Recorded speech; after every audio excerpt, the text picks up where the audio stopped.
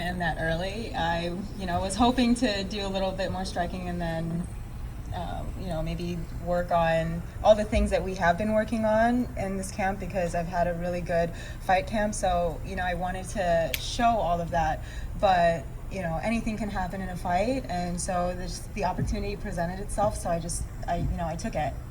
Yeah. Would you say that going to the Olympics, in a sense, it's a big occasion, there's a lot at stake, you're representing your country, kind of prepares you for these kind of occasions?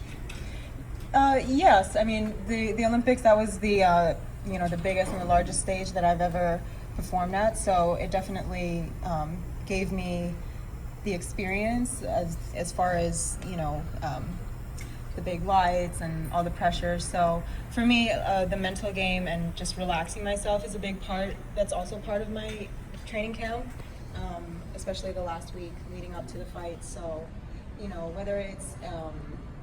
whether it's a club show or if it's just or a big show, I still go through the same process. So that way the venues can change, but my method and the process, it remains the same.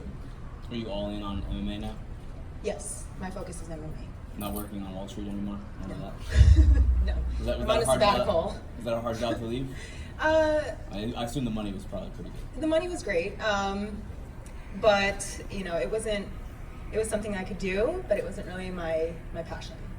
What's tougher, getting up early in the morning to do that, or getting punched in the face on a daily basis? Getting up early in the morning to do that. Yes. Interesting. When did you find that fighting was your passion? I've always had an interest in it. When I was a kid, I would watch a lot of Bruce Lee videos and movies. That was my first exposure to martial arts without me even knowing what it was. I just knew that the discipline and the lifestyle was kind of something that just caught my attention. So I was finally able to start formally training after college, actually.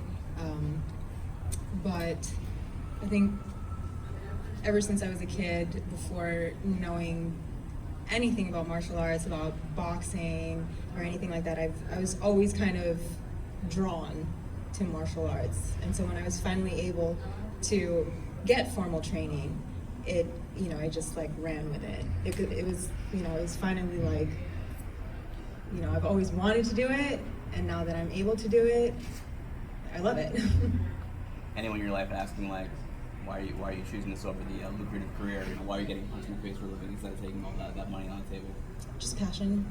I mean, I don't have a passion for getting punched in the face. It's more of I respect the process, and it's there's more to martial arts than just the fight. That's just one aspect of it.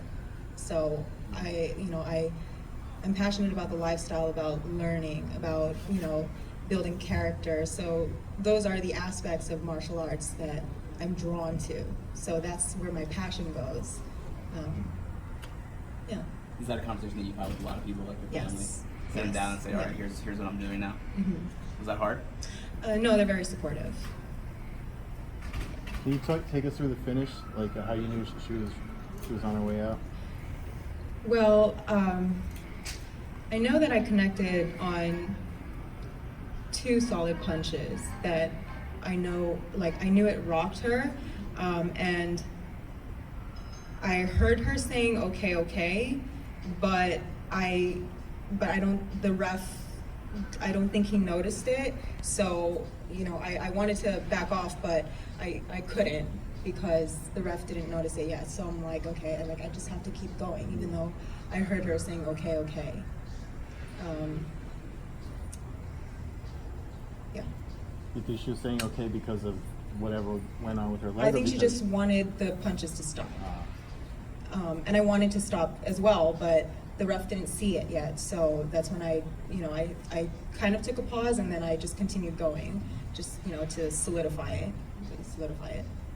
How helpful has been working with Caitlin been? Obviously, she's a top 25 in the world. I love Caitlin. It's been amazing. This fight camp, I have amazing coaches, my training partners. You know, I'm incredibly grateful to them. They've really helped me out so much.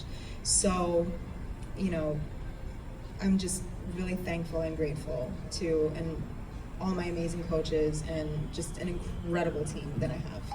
How are you going to celebrate your first win in MMA? It's a hard question. Yes, Guinness. I was like, do I say that here? But in my head, that's exactly what I was thinking. Guinness, yes. How did it feel being the only female fight on the card tonight? It felt great. I mean, you know, I didn't really think, you know, too much of that. It was just, you know, I'm another fight on the card. It feels great. I mean, yeah, it feels awesome. How quick of a turnaround would you like? Hawaii? I was actually thinking of going there to watch and support my teammate fight, but then also because I have family that live out in Hawaii, and so if I go there, they would probably want me to, you know, go to all these luau's and barbecues, and I'm not going to object to that. So if I do go out there, there will be a lot of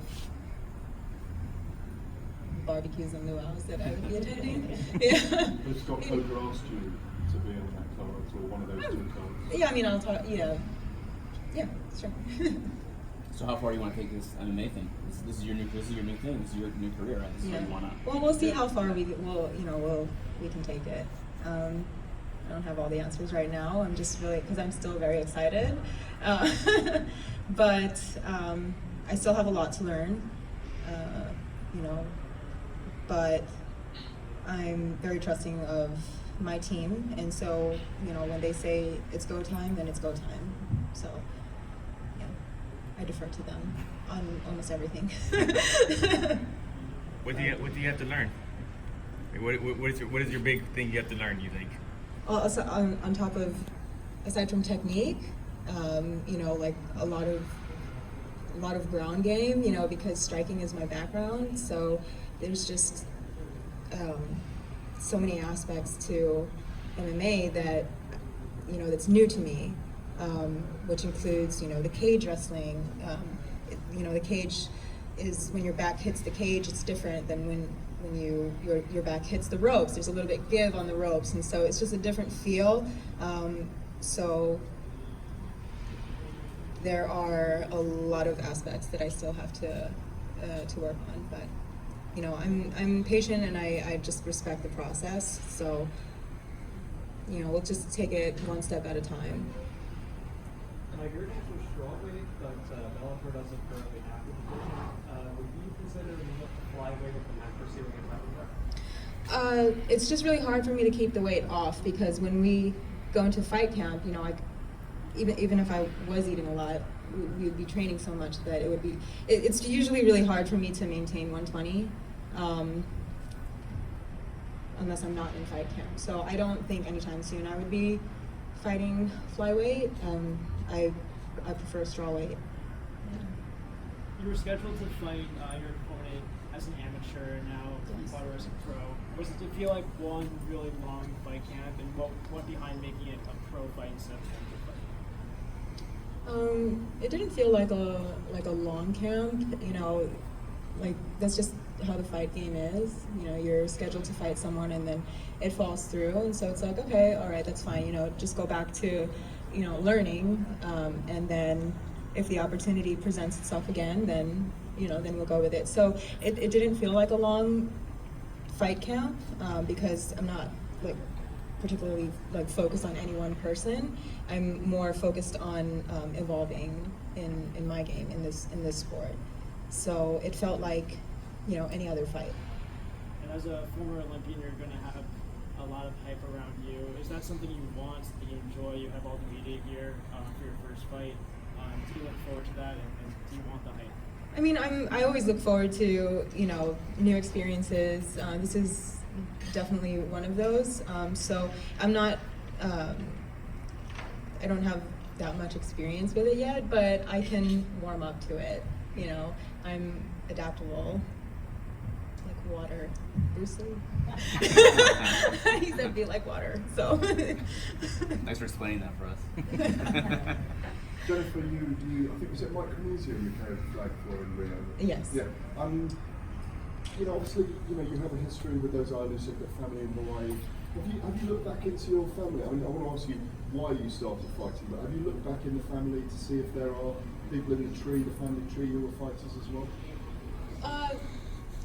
Well, my dad has some experience in martial arts. He practiced Taekwondo, and I asked him to show me, to teach me some techniques, and he did. But with the rule was I just couldn't use it outside of the house. But being very excited, and with all my cousins and my siblings, we would play fight all the time, and so I'm like, hey, I learned this new technique, used it, and then got in trouble. So he just squashed that.